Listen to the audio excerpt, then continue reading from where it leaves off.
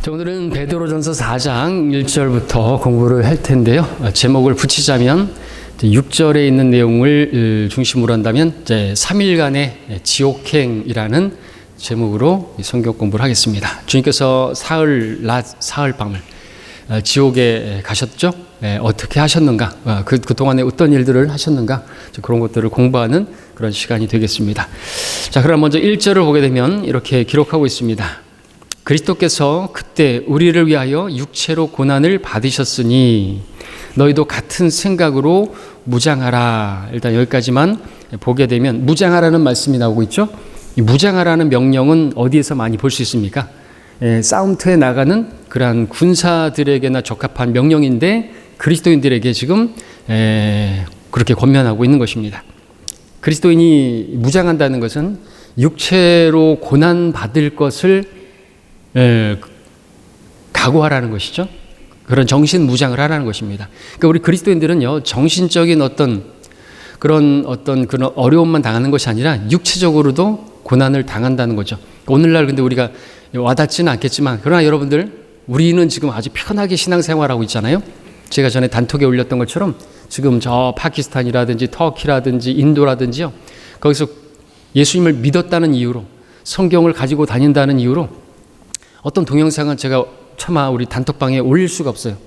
그러니까 너무 사실적으로, 아니 사실이 아니라 그냥 막 두들겨 맞고 지금 그냥 그 자리에서 동네 사람들에게서 발표 죽임당하는 게 그대로 나와요.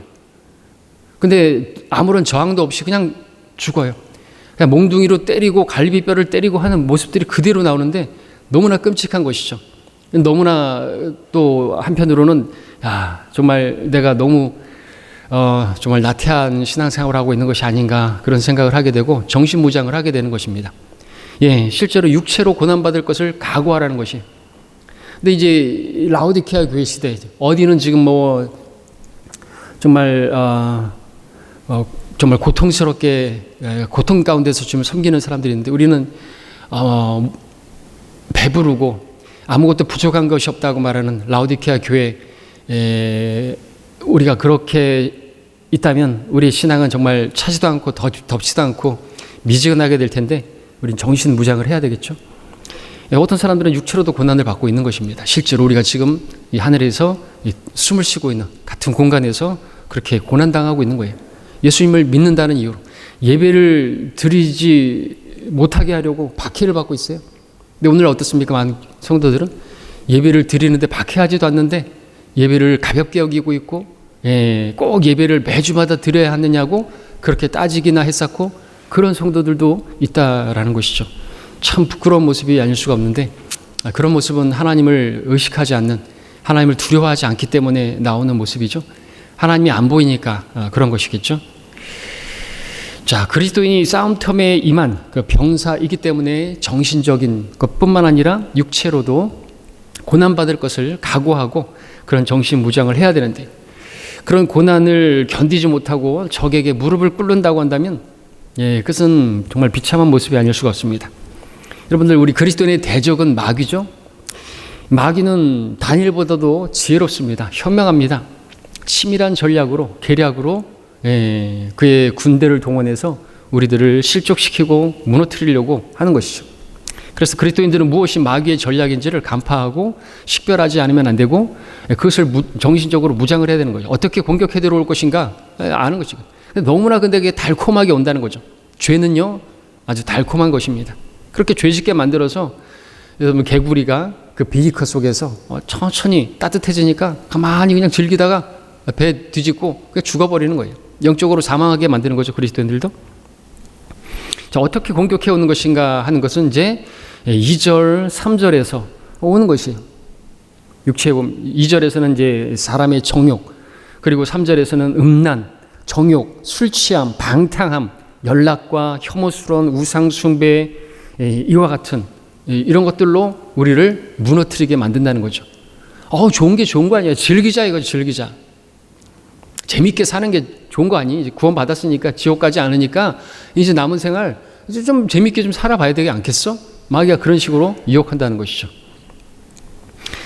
자, 베드로전서의 주제는요, 고난입니다. 그리스도인의 고난. 이러한 고난을 주제로 한 책이 성경에서 3개가 있는데 대표적으로는 욥기가 있고요. 그 다음에 베드로전서가 있고 또 하나는 시편이다라고 어커 목사님께서 쓰고 있습니다. 시편처럼 그렇게 아름다운 시적인 표현으로 그런 아름다운 책이 우리를 그처럼 땅바닥에 내던지고 고통스러운 처지에 몰아넣는다는 것이 참으로 의아하기도 하죠. 자, 근데 시편을 그런 쪽으로만 우리가 보고 있다가는 정말 읽기 싫은 짜증나는 책이 되고 말 것입니다. 여러분, 많은 시편에 보면 오 나를 도우소서, 이 고난의 나를 도우소서, 나를 괴롭히는 자들이 많나이다, 그들이 나를 조롱하나이다, 오 주여 나를 도우소서, 어찌하여 그처럼 늦추시나이까, 주께서 무엇을 기다리시나이까, 오 주여 내가 부르짖사오니. 이런 쪽으로만 고난당하는 성도들의 모습을 보면서 정말 하나님의 백성은 고난당하는 것이 그냥 기본 옵션이고 기본이고 그렇게만 생각한다고 한다면 시편의 기록을 읽는 큰 의미가 반감되고 말 것입니다. 우리가 시편을 읽으면서 예수 그리스도의 재림을 보지 못한다든지 적그리스도를 발견하지 못한다든지 땅의 기초가 놓이기 전부터 하나님께서 정해놓으신 이 시대적 경륜을 이해하지 못한다든지 구원의 영원한 보장과 같은 그러한 교리를 찾아내지 못한다든지 한다고 한다면 이 시편을 읽는 그 목적이, 그 기록 목적이 많이 감소되고 말겠지요. 근데 그보다도 하나님의 도우시는 손길을 애타게 기다리는 온갖 고난 속에서 몸부리치는 처절한 성도의 그 모습만을 또 본다고 한다면 역시나 그 시편의 기록 목적은 많이 감소될 것입니다. 그것뿐만 아니죠. 그런 고난 골짜기 너머에 있는 하나님의 그러한 축복을 발견하지 못한다고 한다면, 하나님께서 예비해 놓으신 것들을 발견할 수 있는데 그것을 발견하지 못한다면, 하나님께서 우리 로마서 8장 28절 말씀처럼 모든 것들을 합력하여 선을 이루시는 그 하나님, 그런 과정들을 통해서 고난의 그 골짜기에서만이 만날 수 있는 그 하나님, 그 고난이 아니었다고 한다면 만날 수 없는 그 하나님을 우리가 만날 수 있게 된다면, 그때 우리는 정상에서 야호하는 것이 아니라 저 골짜기에서 주님을 찬양하게 되는 것이죠. 그것이 그 참 믿음이고요. 그렇게 넘어지고 일어서기를 반복하면서 그 고난의 골짜기를 걸어가다 보면 어느새 그 고난의 그 깊은 의미를 알게 되고 참으로 그 고난이 선물이라는 것을 보게 되고, 그리고 그 고난의 골짜기를 지나 하나님께서 예비하신 그 축복을 누리게 될 때, 그걸 보게 될 때 하나님께 온전한 영광을 돌리게 되는 것입니다. 고난이 없으면 영광도 없다 그랬죠. 고난 뒤에 얻게 되는 영광이 진실로 화려하고 빛나고 그런 것입니다. 아무런 고난도 없는 사람에게 영광만 있다고 한다면 그 영광은 빛바랜 영광이 되겠죠. 자, 베드로전서 역시나 시편처럼 그렇게 주제가 고난인데 그 고난 너머에 있는 그런 축복에 대해서 말씀하고 있다는 거죠. 너희가 시험을 당할 것인데, 불같은 시련이 너에게 임할 것인데, 그런 말씀만 하고 있지 않다라는 것이죠. 우리가 참으로 존귀한 사람들이고 또 그런 고난을 통해서 우리는 주님의 그 발자취를 따르는 사람들이 되고, 그 고난의 교제를 통해서 우리는 주님을 더 알게 되고 내가 받은 구원이 어떠한 것인가 하는 것들을 우리가 알 수 있다는 거죠. 그래서 이어지는 1절의 말씀을 보면 이는 육체로 고난을 받은 자는 죄로부터 단절되었음이니 라고 말하고 있습니다. 여러분, 이 베드로전서가 고난이 주제라고 했는데 그 고난이 주는 유익을 또 말씀을 드렸는데 바로 나오지 않습니까? 이것은 두 가지로 적용해 볼 수 있는데, 먼저는 예수 그리스도께서 육체로 고난을 받으심으로써 죄와 완전히 단절되는, 그러니까 우리와 우리의 죄들로부터 우리를 완전히 단절시켜 버리시는, 우리의 죄들을 끝장내 버리시는 그런 일을 하셨다라고 하는 것을 보여주는, 그런데 그것뿐만 아니라 더 위대한 진리를 포함하고 있는데 이 말씀을 그대로 보시면은 어떻습니까?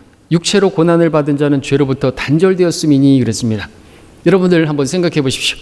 여러분의 육체가 지금 엄청난 고난을 받고 있어요. 입에서는 막 응응거리면서 신음소리가 나고 죽겠다는 그런 신음소리가 나오고 있어요. 그렇게 고난 가운데 있고 그렇게 아픔 가운데 있고 그렇게 병원 침상에 누워 있다고 한다면요, 어떻게 되죠? 그 사람이 죄를 지을 수 있을까요? 완전히 죄와는 단절되는 것이에요. 누가 그렇게 죄를 짓나요? 그 육신이 죄의 몸이라고 했는데 육신에 아무런 건강, 건강하고 튼튼하고 등 따숩고 배부르고 번영할 때 조심해야 되는 것입니다. 번영한 사람들, 고난이 없는 사람들은요, 뭐 하나님의 필요 없어요. 누가 기도하나요? 고난의 날에 하나님을 누가 부르나요? 고난의 날에 나를 부르라. 그 고난이 없으면요, 그 사람은 위험한 사람인 것입니다. 죄를 짓게 돼 있어요. 여러분, 고난 당하면 막 정말 뭐 감기 몸살로 끙끙 앓고 있다고 하면요, 그 사람에게 어떤 유혹이 안 되는 것입니다. 같이 죄 지러 가자. 너나 가서 죄 져라. 나는 못 진다. 이렇게 되죠. 그야말로 그래서 우리에게 말씀하시는 게 뭡니까? 내가 그리스도와 함께 십자가에 못 박혀 있다라고 여겨야 된다는 거죠. 못 세 개를 가지고 못 박혀버리면요, 그 사람은 아무 짓도 못해요. 우리에게 그렇게 말씀하시는 거예요. 십자가는 그야말로 고난인데 십자가에 못 박힌 사람은요, 죄를 짓지 못합니다. 그리고 그렇게 그 고난 가운데 있는 사람은요, 자신이 또 살면서 지었던 그 죄들에 대해서 단절하겠다라고 하는 간절함이 생기고 그것을 위해서 기도를 하게 돼요. 주님, 이 고난에서 해결해 주시면, 또 이 고통에서 또는 이 병에서 나를 낫게 해주시면 주님, 제가 정신 차리고 살겠습니다. 새롭게 정신무장을 하고 이제 정말 주님께서 원하시는 삶을 살겠습니다. 이런 기도가, 이런 각오가, 이런 정신무장이 언제 생기냐 하니까 고난의 때에 생긴다라는 것이죠. 그렇죠? 그래서 이런 베드로 전서가 바로 이 고난은 너머에 있는 그러한 축복을 이야기하고 있다라는 것이죠. 고난이 나쁜 것만은 아닌 거예요. 욥기가 고난의 또 책이라고 했는데, 우리가 주께로부터 좋은 것을 받았을진데 나쁜 것도 받지 않겠느냐? 근데 그 나쁜 게 나쁜 것만은 아니라는 거죠. 참으로 귀로만 들었던 그 주님을 내 눈으로 보나이다. 욥의 고백처럼 실제로 주님의 임재를 경험하게 되고 참으로 주님을 더 가깝게 알게 되고 그의 선하심을 맛보아서 알게 될 수 있다라는 것이죠. 자, 2절 이제 보겠습니다. 3절까지 읽겠습니다. 이는 그가 육체 안에서 자기의 남은 때를 더 이상 사람의 정욕을 따라 살지 않고 하나님의 뜻을 따라 살게 하려 함이라. 우리가 음란과 정욕과 술취함과 방탕과 연락과 혐오스러운 우상숭배를 행하여 이방인들의 뜻을 행한 것은 지난날의 생활로 충분하도다. 아멘이죠. 더 이상 뭐 설명할 것도 없죠. 죄는요, 과거로 이제는 충분한 것입니다. 나이가 많은 상태에서 이제 구원을 받았다고 한다면, 그러한 성도들은 더더욱 과거의 삶에 대해서 추억하면서, 뭐 사람들은 추억을 먹고 산다고 말을 하는데, 우리 그리스도인들이 과거를 회상하면서 구원받기 전에 지은 죄들을 생각하면서 그때 참 화끈하게 놀았는데, 그때 정말 즐거웠는데, 이렇게 말하는 사람이 있다고 한다면 그 사람은 구원받았나 생각해 볼 필요가 있죠. 왜냐하면 예수님께서는 왜 죽으셨다고요? 우리 죄들 때문에 죽으셨어요. 죄. 그 죄로 인해서 결과적으로 지옥을 가게 되는 것인 건데, 그 죄 때문에 죽으셨다는 것, 그것을 우리가 잘 알아야 되는 거예요. 그러니까 주님께서 우리를 지옥에서 건져내 주시기 위해서 구원하셨다라고 아는 것과 주님께서 우리의 죄들로 인하여 죽으셨다고 아는 것은 하늘과 땅의 차이인 것이. 그러니까 주님께서 나를 지옥에서 건져내 주시기 위해서 죽으셨다고 그렇게만 거기에만 꽂혀 있으면 그러면 이제 난 지옥 안 가네? 나는 이제는 구원 받은 것은 따놓은 당상이고 나는 이제 하늘나라 가는 것은 당연한 것이니까 난 이제 죄 짓고 살아도 되겠네? 이런 생각이 나올 수 있다는 거죠. 많은 사람들이 우리가 구원의 영원한 보장을 이야기하니까, 한 번 받은 구원은 영원한 보장을 이루어주신다고 하니까, 그러한 교리는, 단번 속죄는 죄를 조장하는 교리라고 말합니다. 그런 것을 가르치게 되면 교인들이 죄를 짓는데 담대할 거라고, 그것은 죄를 부추기는 그러한 교리라고, 그런 교리 가르치면 안 된다고. 그럼 어떻게 가르쳐야 돼요? 열심히 계속해서 교회 다니고 주일 성수하고 뭘 해야 되고 그래야지, 그렇게 해서 구원을 계속해서 이루어가는 구원은 행위 구원을 가르쳐야 된다고요? 그래서 교회에 붙잡아 두려고요? 그건 아닌 것입니다. 주님께서는 우리의 죄들로 인하여 죽으셨습니다. 그것을 아는 사람이 죄를 짓는단 말입니까? 우리가 율법 아래에 있지 않냐고, 우리가 은혜 아래에 있으니 죄를 지어도 된다는 말이냐? 결코 그럴 수 없느니라 성경은 말하고 있습니다. 우리가 은혜를 안다면 어찌 그렇게 죄를 짓는데 담대할 수 있겠습니까? 여러분, 교도소에서 나온 사람들도 어떻게 하죠? 다시 이제는 내가 해방되었으니까, 이제 난 자유케 되었으니까 내 마음껏 자유케 하냐, 죄를 짓겠다 이럽니까? 왜 두부를 먹는 것입니까? 두부를 왜 먹는지는 모르겠지만 손을 씻는다고 말하잖아요. 나는 이제 과거의 삶을 이제는 끝내겠다, 절단내겠다 이거죠. 그런 각오를 하지 않습니까? 그와 같은 말씀 아닙니까? 지금 이것이 그리스도인이 아니더라도 그렇게 죄악으로 물들었던 삶에 대해서 그리워할 사람이 어디 있겠는 것인가? 지난날의 음란한 행위, 방탕, 혐오스러운 일들을 그리워하면서 참 그때가 좋았는데 라고 생각할 사람은 아무도 없다는 거죠. 우리가 구원받은 것은요, 구원받은 때로부터 이제는 무엇을 위해서 우리를 구원하셨는 것인가? 하나님의 뜻대로 살게 하려 하심이라 지금 말씀하고 있다는 거죠. 예, 하나님의 뜻대로 살게 하시려고, 이제 주와 연합해서 주와 함께 살게 하시려고 우리를 구원하신 것이지, 이제 구원받았으니까 우리가 이제 마음대로 죄 짓고 살도록 구원하신 게 아니라는 것입니다.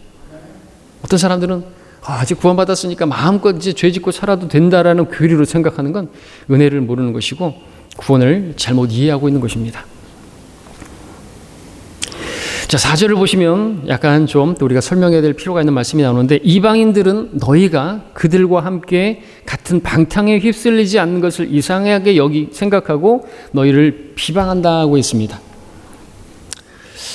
그럴 수 있겠죠? 예, 일단은 구원받지 않은 이방인들이 구원받은 사람들을 보면서 자기들과 같은 방탕에 휩쓸리지 않는 것을 보면서 뭐 자기들만 깨끗한 척하네 그러면서 비방하고 욕할 수 있겠죠?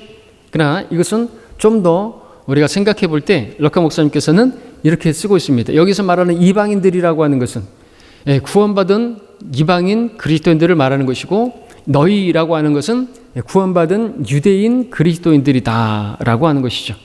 왜냐하면 구원받지 못한 저 이방인들이, 마귀의 자식들이 구원받은 유대인들에게 접근해가지고 자기들과 함께 방탕하게 놀자고 제안을 해 온다거나 이에 응하지 않는 그 유대인 그리스도인들을 향해서 이상하게 생각하고 비방한다는 것은 말이 안 맞는, 당시의 상황으로는 있을 수 없는 그런 설정이기 때문이다라는 것이죠. 그리고 유대인들이 구원받고 그리스도인이 되었을 경우 구원받지 못한 이방인들이, 구원받지 않은 그들이 유대인 그리스도인들에게 손을 내밀면서 자신들과 함께 방탕하게 놀자고 할 만큼 그러한 구원받지 못한 이방인들을 가까이 두는 정신 나간 유대인 그리스도인들도 없을 것이기 때문이다라는 것입니다. 자, 구원은 받았지만 여전히 철이 덜 든 육신적인 이방인 그리스도인들이 있는 것이죠. 세상 때를 벗지 못한 여전히 방탕함에 몸을 내맡기는 그러한 어린 이방인 그리스도인들이 있는 것입니다.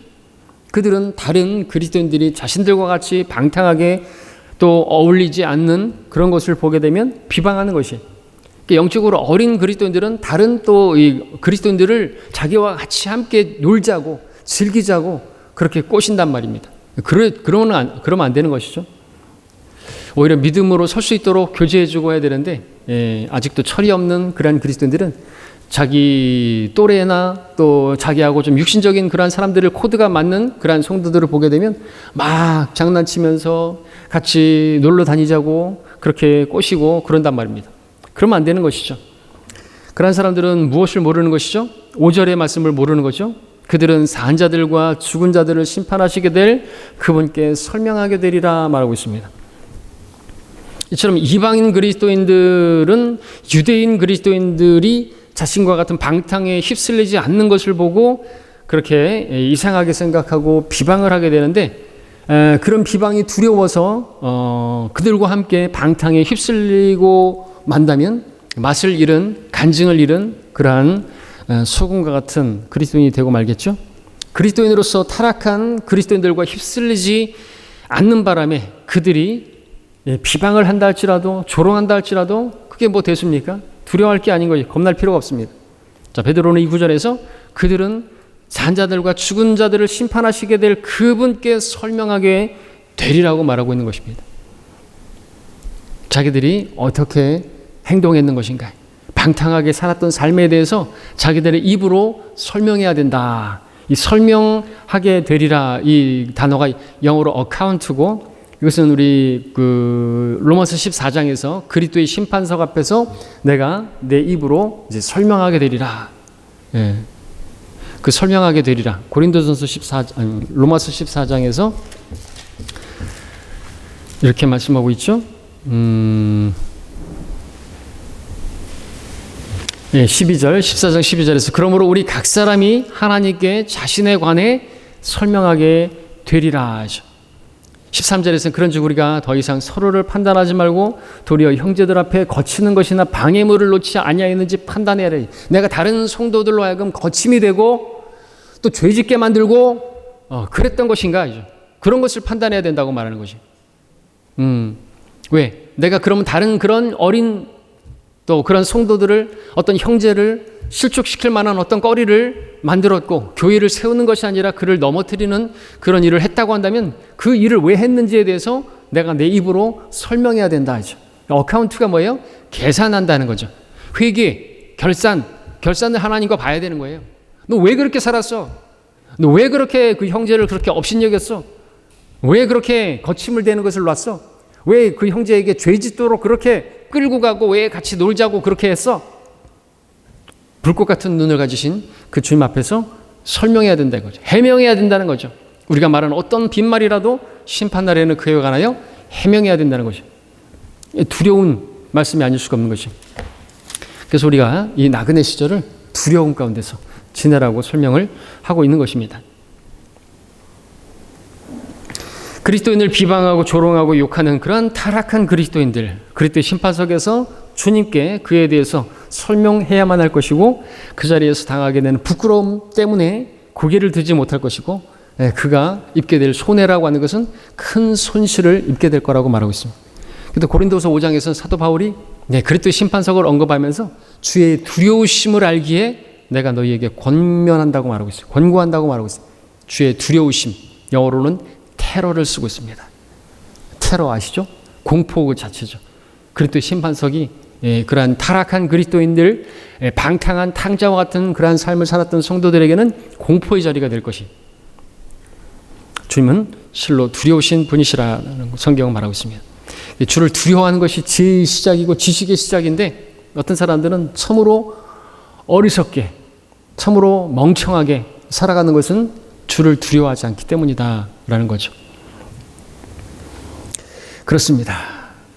자기가 입게 될 그 손해, 그래서 생각하지 않는 것이 영원을 백수로 지내게 되는 것인데 단지 구원받은 것으로 만족한다 이거예요?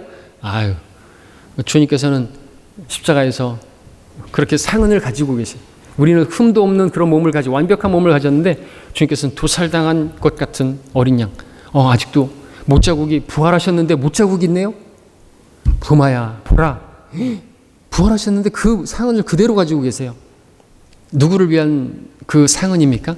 못자국입니까? 나를 위해서. 근데 그 주님을 바라보면서 영원히 같이 보내야 되는데 양심이 화인 맞지 않은 사람이라면 그 영혼을 어떻게 보내게 될 것일까요?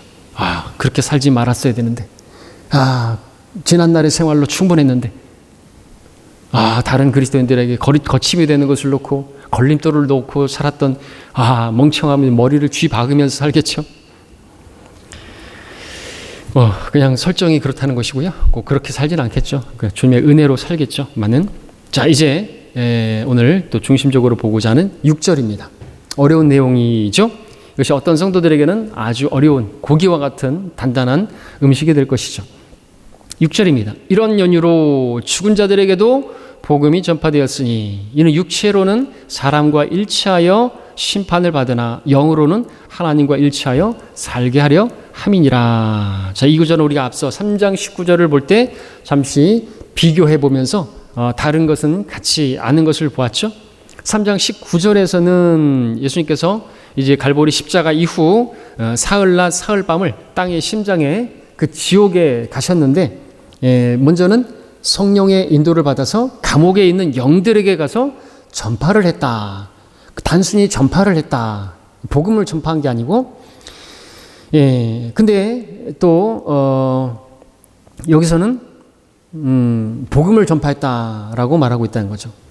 그리고 3장 19절에서는 영들에게 전파했는데 여기서는 죽은 자들에게 전파했다라고 말하고 있다는 거죠. 그것도 그냥 전파한 것이 아니고 그 죽은 자들에게 복음을 전파했다라고 말씀하고 있는 것입니다. 여기서 핵심은 이 죽은 자들이 누구냐라고 하는 것입니다. 주님께서 십자가에서 죽으시고 그리고 사흘날 사흘밤을 보내게 되셨는데 이 지하의 지옥의 여정을 어떻게 보냈는 것인가? 죽은 자들에게 가서 복음을 전했다는 것인데 이 죽은 자들이 누군가라고 했을 때 여기에 대해서는 많은 성경 주석자들이 영적으로 죽어 있는 자들이라고 말을 하는 것이 일반적인 해석입니다. 영적으로 죽어 있는 자들이라고 한다면 이 땅에 살아있는 구원받지 못한 사람들을 말하는 것이죠.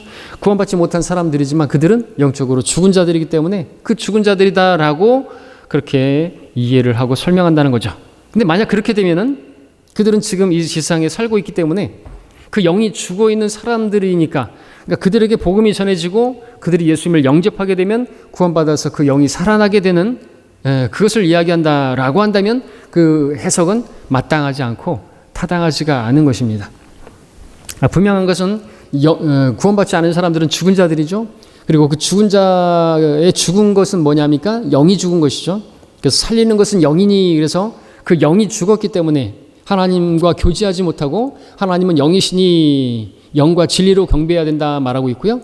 요한복음 3장에서는 그 살리는 것은 영이고 또 그 살려주는 영이 되기 위해서 예수님께서 마지막 아담으로 오셨다는 그런 말씀들이나 야고보서 2장에서는 영이 없는 몸이 죽은 것 같이라고 말씀하고 계시는 것처럼 영이 죽은 자들이 죽은 자들이고 그 죽은 자들로 죽은 자를 장사 지내게 하라고 했을 때 그 전자의 죽은 자는 그 영이 죽은 자들이고 그리고 후자 죽은 자는 육신이 죽은 자들이고 그래서 육신이 죽은 그 아버지라 할지라도 영이 죽은 자들로 그렇게 죽은 자들은 죽은 자들의 일이나 하고 너는 산 자이니까 영이 살아난 자들이니까 그 살려주는 영을 위해서 우리가 복음을 전하는 거죠. 거듭나게 하는 그 일을 우리에게 맡겨주신 것입니다. 자, 근데 그렇게 영이 죽은 자들에게 복음을 전파하셨다라고 한다면 주님께서 그 죽은 십자가에서 죽으신 다음에 뭐 다시 그 3일 동안 뭐 전 세계를 누비면서 영이 죽은 자들에게 복음을 전했다는 것입니까? 그것은 말이 안 되는 것이죠. 그러니까 그들의 주석가들의 그런 말들은 말이 안 되는 말인 것이다. 자, 분명히 우리가 알아야 될 것은 이 기록상 미묘한 차이가 있음을 봐야 되는데 이 본문에서는 그냥 죽은 자들에게 복음이 전파됐다고 말씀하고 있지 않다라는 거죠. 어떻게 이렇게 됐습니까? 죽은 자들에게도 영어로는 also라고 말하고 있습니다. 죽은 자들에게도 전파되었다. 복음이 영적으로 죽어 있는 자들, 그 죄인들에게 전파되는 건 당연한 일이고 그들 말고 또 다른 누군가들에게도 전파됐다라는 그런 뜻인 것이죠. 영적으로 죽어 있는 자들이 아닌 다른 어떤 대상들이 분명한 것입니다. 그렇다면 이 죽은 자들은 분명히 죽은 자들이고 말 그대로 문자적으로 그리고 죽어서 그들이 어딘가에 가 있는 사람들인 것인데 그들이 어딘가에 가 있는가? 지하에 있는 감옥에 가 있는 것이죠. 지하 세계 어딘가에 있는 것입니다. 자, 우리는 분명히 예수님께서 십자가에서 죽으신 후 부활하시기까지 사흘날 사흘밤 동안 땅의 심장에 있을 거라고 하신 그 말씀을 우리가 알고 있습니다. 땅의 심장이라고 했습니다. 우리 성경은. 근데 개혁성경 개혁 개정판에는 땅속이라고 되어 있어요. 그러면은 땅속이라고 하는 것은 예수님께서 그 육신이 무덤에 있을 것을 말씀하시는 것으로 이해를 하게 됐죠? 아니에요. 땅의 심장이라고 여러분들 다 세상 사람들도 다 알고 있죠? 이 땅의 심장에 뭐가 있어요? 이 땅을 보게 되면은 좀 인체하고 또 비슷하죠? 맨 겉에는 뭐가 있을까요? 맨 겉에는 막 풀이 있잖아요. 예. 우리 육체도 보면 맨 겉에는 뭐가 있어요? 풀이 있죠. 털이 있잖아요. 그리고 뭐가 있어요? 그 풀 밑에는 흙이 있죠. 피부가 있죠. 이 피부는 뭘로 만들었어요? 흙으로 만들어졌죠. 그리고 이 피부 밑에는 뭐가 있어요?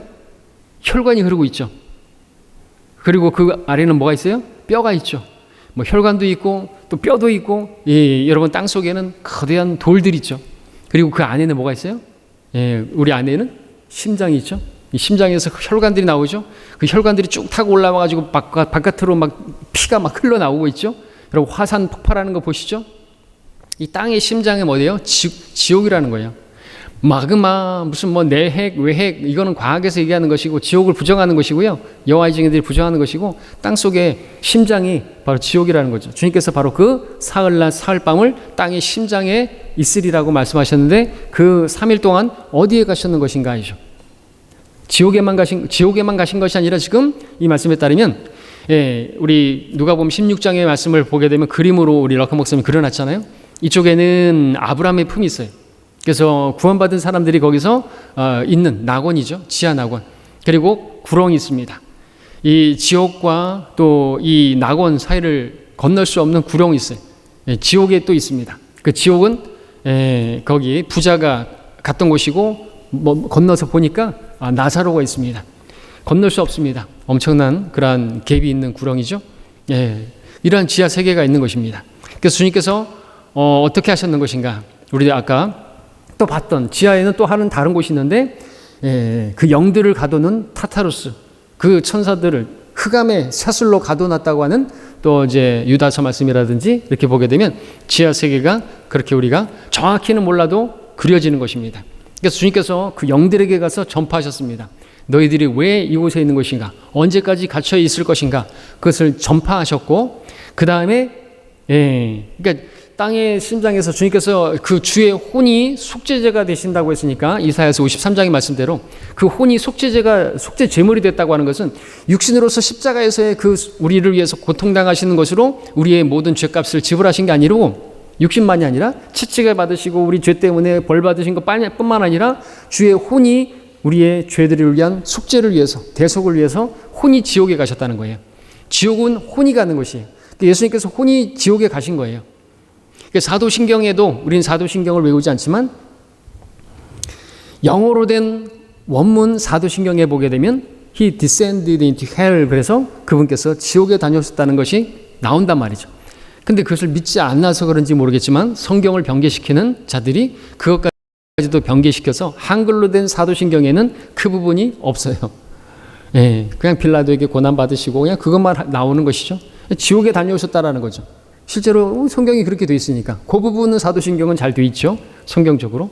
근데 우리는 그런 어떤 신경을 외우면서 그렇게 기도하지 않습니다. 그건 이방인들이 하는 방식이죠. 계속해서 똑같은 것을 반복하고 많이 기도하고 오래 기도하려고 그렇게 만들어 놓은 것을 읊조리고 앵무새도 아닌데 우리는 주기도문도 그렇게 암송하지 않습니다. 세대에 따라서 그것은 우리가 이 시대에 할 내용이 아니고 이방인들이 그렇게 헛되이 반복한다 그랬는데 그것은 지금 헛되이 반복. 우리가 일하기 싫으면 먹지도 말라 그랬는데 일용할 양식을 주시옵시고 계속 기도만 하면은 일하지 않으면 뭐 양식 없는 거 아니에요? 일하라고 했어요. 누구든 일하기 싫으면 먹지도 말라 그랬어요. 사도 바울은. 근데 뭐 양식을 주옵시고 그러고만 있으면 안 된다는 거죠. 우리가 이 시대에 기도할 주기도문이 아닌 거예요. 주님께서 기도하신 기도문도 아니고 진정한 주기도문은 요한복음 17장에서 기도하셨죠. 교회의 하나됨을 위해서 기도하셨죠. 그것이 새 계명이고요. 그 기도를 해야죠. 우리가 하나 되게 해주십시오. 성령이 하나 된 것을 열심히 지키도록 우리가 또 우리 자신들이 각자가 서로를 세워주고. 자, 주님께서는 분명히 우리 에베소서 4장 8절을 한번 함께 보겠습니다. 에베소서 4장 8절을 보게 되면요. 죽은 자들에게도 복음이 전파되었다는 것이 무엇인가를 알기 위해서 우리가 알아야 될 구절입니다. 에베소서 4장 8절에 보게 되면 먼저 주님께서는 그렇게 십자가에 처형되시고 부활하시기 전에 사흘 동안 지하세계에 다녀오셨다라는 사실이 성경에서 분명히 밝혀지고 있는 그러한 진리이죠. 에베소서 4장 8절부터 10절까지. 그러므로 말씀하시기를 그가 위로 올라가실 때 부활하셔서 승천하시기 전에 사로잡힌 자들을 사로잡아갖고 사람들에게 은사들을 주셨다고 하셨느니라. 따라서 그가 올라가셨다는 것은 그가 땅의 낮은 부분으로 먼저 내려가셨다는 것이 아니고 무엇이냐? 내려가셨던 그가 모든 하늘들 위로 올라가신 바로 그분이니 그가 모든 것을 충만케 하시려 함이니라고 기록하고 있습니다. 주님께서는 낮아지시고 빌립보서 2장의 말씀처럼 그렇게 낮아지시고 십자가의 죽음에까지 낮아지신 것이 아니라 여기 말씀에 따르면 땅의 더 낮은 부분 지옥까지 낮아지신 것이다 라고 말씀을 할 수가 있죠. 그 지옥에까지 낮아지신 것이 뭡니까? 그렇게 했더니 어떻게 해요? 하늘 높은 곳으로 하늘 위로 올라가신 바로 그분이고 그렇게 높임을 받으셨다고 말씀하고 있습니다. 자, 여기서 땅의 더 낮은 부분이 나오죠. 이 땅의 낮은 부분, 땅 밑에 어떤 곳을 말합니다. 그리고 우리는 그분께서 지하로 내려가셔서 바로 아브라함의 품, 누가복음 16장 22절에서 불리고 있는 그곳에 가시고 그 낙원에 가셨는데 누가복음 23장 43절에서는 낙원으로 칭하고 있죠. 거기에 다녀오셨던 것만이 아니라 고통의 장소라고 불리는 그 지옥, 누가복음 16장 28절 그 지옥에 다녀오셨던 것이죠. 이 땅의 더 낮은 부분들로 내려가셨을 때 지옥까지 가신 것이고 그 지옥에서 우리의 모든 죄들로 인하여 그분께서 혼이 고통을 당하신 것이겠죠. 그분께서도 고통 당하셨을 거예요. 혼이 속죄제가 되시기 위해서 십자가의 고통뿐만 아니라 그렇게 해서 우리의 죄들을 거기에서 다 그야말로 불사른 것이고 우리의 죄들을 거기에 다 이제 끝내시고 내려놓으시고 이제 부활을 하시는데 그렇게 부활하시기 어느 시점 전에 이제 낙원에 가셔서 죽은 자들에게도 이제 복음을 선포하셨다라는 것입니다. 바로 그때까지는 이제 신약성도 없으니까 주님의 죽으심으로 이제 어린 양의 피가 흘려졌기 때문에 주님께서 가서 이제 뭐라고 하셨겠어요? 그 구약 성도들에게 복음을 선포한 거예요. 복음이 뭐예요? 바로 그리스도께서 성경대로 죽으시고 장사되고 부활하신다. 그리고 그리스도 예수님께서 그렇게 죽으시는 목적이 뭐예요? 구약의 성도들은 그 황소나 염소의 그 피로는 죄들이 제거되는 것이 불가능했다고 했어요. 그 죄들은 그냥 덮어줄 뿐이었죠. 죄들이 깨끗하게 되지 못했습니다. 제거가 되지 못했어요. 그래서 그들은 셋째 하늘로 낙원으로 가지 못했던 것이죠. 죄가 여전히 그대로 깨끗하게 되지 못한 상태에서 덮어둔 상태이기 때문에 지하의 낙원에서 어느 정도 기간 동안 예수님께서 죽으시기 전까지 그 피가 흘려지기 전까지는 그 지하에서 대기를 해야만 했던 것이죠. 근데 이제 예수님의 피가 흘려졌습니다. 주님의 죽으심이 이제 이루어졌습니다. 그렇기 때문에 이제 가서 복음이 선포되는 거예요. 이제 너희들 대기 시간 끝났다. 나와 함께 하늘로 올라가자. 그러시면서 그 사로잡혔던 그 지하의 낙원에 있던 구약 성도들을 데리고 셋째 하늘로 올라갔다라고 하는 것이죠. 그렇죠? 왜? 예수님의 피가 흘려졌으니까. 그 피는 어떤 피예요? 보라, 세상 죄를 제거하는 하나님의 어린 양의 피라 그랬습니다. 죄들이 제거가 됐어요. 깨끗하게 됐단 말이죠. 그렇기 때문에 저 깨끗한 죄가 없는 셋째 하늘로 그들은 올라갈 수가 있게 됐던 것이고 우리들은 셋째 하늘로 직행하는 겁니다. 우리가 죽더라도 셋째 하늘로 직행합니다. 지하 낙원에 가는 게 아니에요. 지하 낙원은 지금 비어있다라는 것이죠. 사로잡힌 자들을 다 사로잡아 갔습니다. 그래서 구약 성도들은 예수님의 죽으심, 그분께서 빨리 십자가에서 피 흘리셔야 하는 것이 그들의 최대 관심사였던 것이죠. 그래서 마태복음 17장에서 그 변형산 사건을 보게 되면 예수님과 누가 거기에 내려왔어요? 모세와 엘리야가 내려와서 예수님과 함께 이야기를 하는데 무슨 이야기를 했다고요? 주의 죽으심에 관하여 이야기를 하고 있더라고 기록하고 있어요. 모세와 엘리야는 그야말로 구약 성도들의 대표격인 사람들이죠.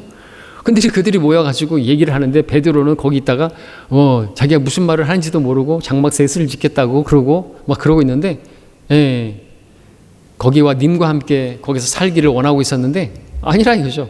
모세와 엘리야는 주님의 죽으심에 대해서 이야기를 하고 있었어요. 그것이 복음이기 때문에 그렇죠. 구약 성도들에게 복음이에요. 구약 성도들은 빨리 예수님께서 십자가에서 피 흘리셔야만이, 그래서 그 모든 죄들이 제거되어야만이, 그리고 주님께서 그렇게 지하에 내려오셔서 아브라함 품으로 오셔서 구약의 아브라함의 품이 뭐예요? 그야말로 그 유대인들의 조상이잖아요, 그죠? 또 이방인들의 조상이기도 하지만 그 구약 시대까지 그렇게 구원받은 그 성도들을 데리고 올라가시기 위해서는 내려가셔야만 했고, 그들에게 이제 기쁜 소식이 선포되는 것인데, 내 피가 흘려졌다, 너희들의 죄들이 깨끗하게 되었다, 이제 올라가자, 일어나 떠나자, 그리고 올라가셨다라는 것이죠.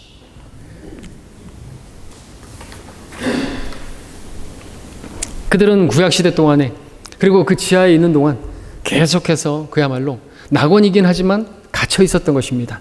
사로잡혀져 있다라고 말하고 있는 것이죠.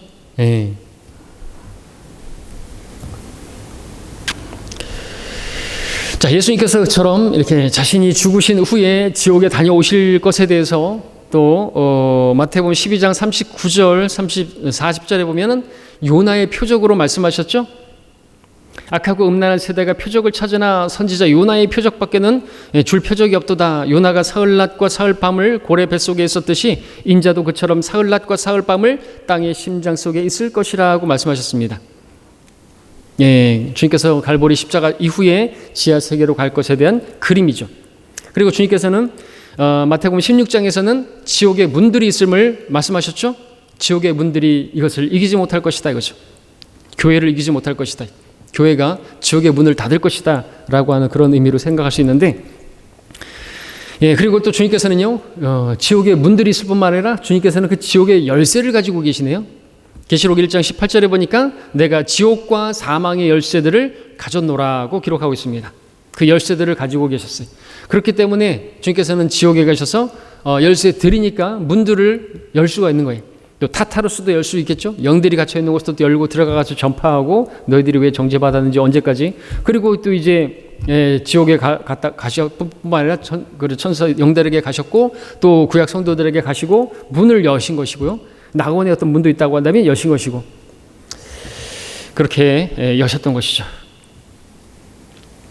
자, 지옥의 사흘낮 사흘밤을 지옥의 뱃속에 요나가 고래 뱃속에 그 육신이 들어가고 그 혼은 그 지옥에서 부르짖었다고 했는데 요나서 2장 6절에 보니까 요나는 그 지옥의 빗장을 봤다 그랬죠. 내가 밑바닥까지 내려갔더니 땅이 그 빗장들로 영원토록 나를 막았나이다. 지옥에 문이 있으니까 빗장들도 있는 것이죠. 자물쇠가 있는 거예요. 빗장이라는 게 자물쇠잖아요. 그 자물쇠를 열려가면 열쇠가 있어야 되잖아요. 주님께서 그 열쇠를 가지고 계시다고 말하고 있는 것이고요. 그래서 그것을 열고 자유롭게 그렇게 다니시면서 그러한 지옥에서의 3일간의 여정을 그렇게 하고 올라가셨고 하셨다라는 것입니다. 그래서 럭커 목사님이 그런 얘기를 하시죠.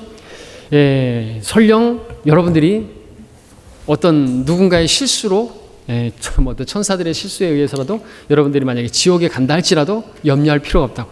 예수님께서는 지옥의 열쇠를 가지고 계시기 때문에 그 열쇠를 가지고 내려오셔서 여러분들을 풀어주실 것이고 올라가 주실 것이라고.